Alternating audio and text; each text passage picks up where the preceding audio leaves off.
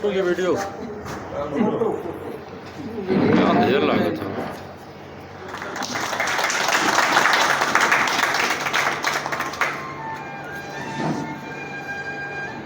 हम चाहेंगे कि वरिष्ठ उपाध्यक्ष श्री अरविंद सिंह जी स्वागत करें।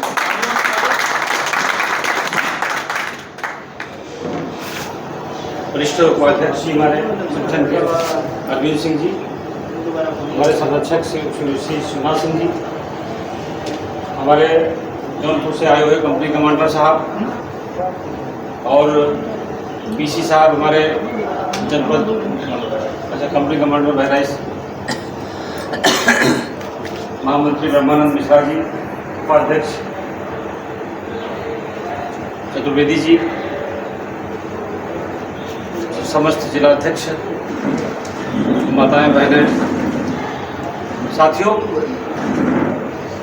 बातें तो सारी बहुत सारी हो गई और लगभग सभी बातों का निचोड़ निकालते हुए मैं यही समझ पाया हूँ अभी तक।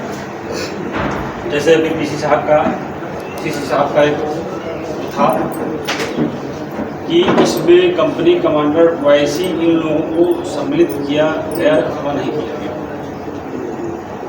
तो मैं ये बात कहना चाहूँगा कि जिस समय ये हाई कोर्ट में डायरेक्शन कराया गया, क्योंकि वो सुप्रीम कोर्ट के ही आदेश का डायरेक्शन था, इसमें कोई नई बात की प्रूफ नहीं की, केवल उस आदेश का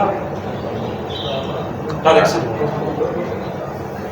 जब कोई नई पोजीशन होती है तब उसमें ये सारी बातें रखी जा सकती हैं। अब चूंकि मुकदमा हाई कोर्ट से चलता हुआ सुप्रीम कोर्ट तक पहुंचा, तो जाहिर सी बात है उसमें इन्हीं बिंदुओं के आधार पर ही बात हो सकती है। जो कंटेक्ट हुआ उन्हीं बातों को लेकर के ही हो सकता है, उसमें नई बात तो किताब है और नई बात कोई इम्प्रूव नहीं हो सकती।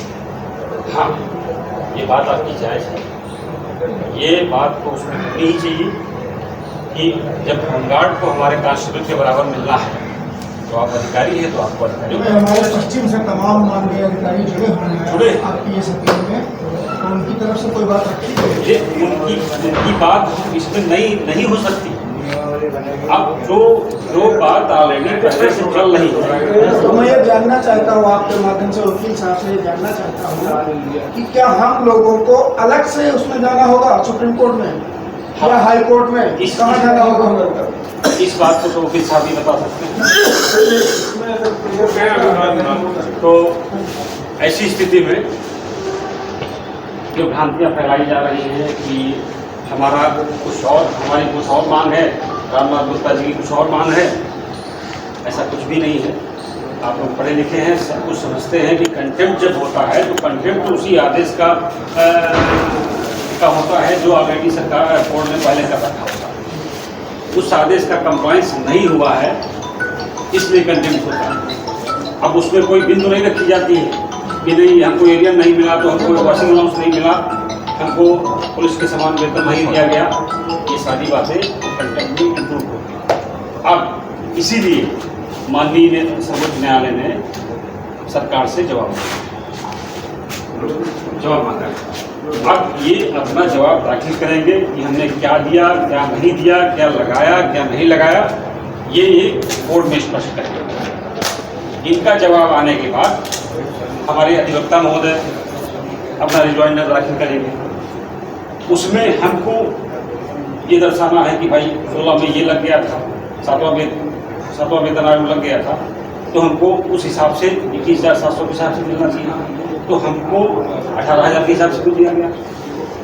मामूल 18,000 क्यों लगाया गया?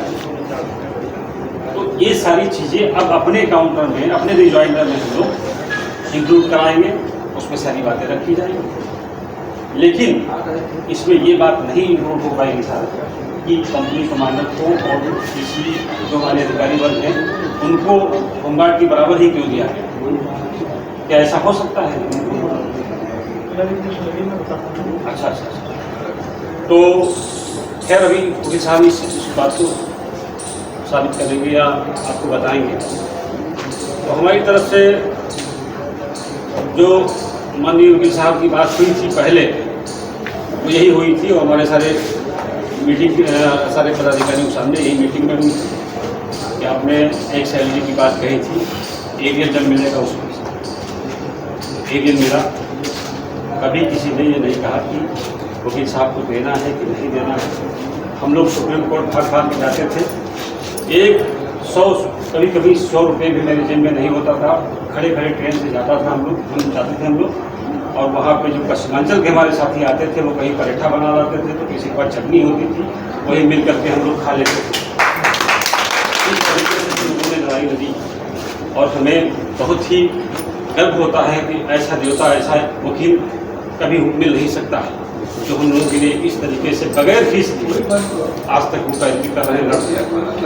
ना कंटेंट का हमने कोई पैसा दिया है, और ना ही उस समय हम लोगों ने कोई पैसा दिया है। केवल पैसा दिया गया है तो वो भी सीनियर वकील को 3.5 लाख रुपये प्रति केसी का वो ले रहे थे, फिर भी 2 केसी को ही हम लोग दे पाए और बाकी नहीं दे पाए। तो उसके बाद इतना सब कुछ मिलने के बाद भी हम लोग अगर आज कुछ न करें तो हम लोगों की सबसे बड़ी नाकामी है, गद्दारी है, और हमको लगता है चुल्लू भर पानी में डूब मरना चाहिए कि जिसने हम लोगों को आज एक सम्मानित जीवन दिया है। कि पद के अनुरूप सिपाही के समान 21,700 मूल वेतन देने की बात कही गई है, तो स्वतः जब होमगार्ड जवान को जो सिपाही के पदानुरूप काम करता है, पुलिस के सिपाही कांस्टेबल के समान काम करता है, उसको 21,700 वेतन मिलेगा। तो मैं चाहता हूं, मैं जानना भी चाहता हूं, और शायद संभवतः मिलेगा भी, कि हमारे कंपनी कमांडर होमगार्ड अधिनियम में इंस्पेक्टर रैंक के होते हैं, सहायक कंपनी कमांडर साहब हमारे सब इंस्पेक्टर रैंक के होते हैं, और प्लाटून कमांडर साहब हमारे हेड कांस्टेबल प्रमोट SCP के समकक्ष होते हैं। तो जब होमगार्ड को 21,700 मूल वेतन मिलेगा तो इनको भी इनके पदानुरूप वेतन मिलेगा, क्योंकि उसमें पद के अनुरूप वेतन देने की बात कही गई है। अगर कहीं मिलने में व्यवस्था गड़बड़ होती है, आगे पीछे होता है, तो मैं अपने वकील साहब से पुनः भी अनुरोध कर चुका हूं कि अगर कंपनी कमांडर साहब को पद के अनुरूप वेतन नहीं मिलता है तो आपकी जिम्मेदारी है, वकील साहब आप उनको दिलाने का काम करें। उन्होंने मुझे आश्वासन भी दिया कि पद के अनुरूप हम सबको वेतन दिलाने का काम करेंगे। आप सबके सहयोग से जिस स्तर पर पहुंचा है, उत्तर प्रदेश के होमगार्ड जवानों को बड़ा ही संतोष और मन में विश्वास कायम हुआ। परंतु कोरोना महामारी के चलते संगठन के पदाधिकारी आज सौभाग्य मिला कि हम सबको आना पड़ा, और यह महत्वपूर्ण मीटिंग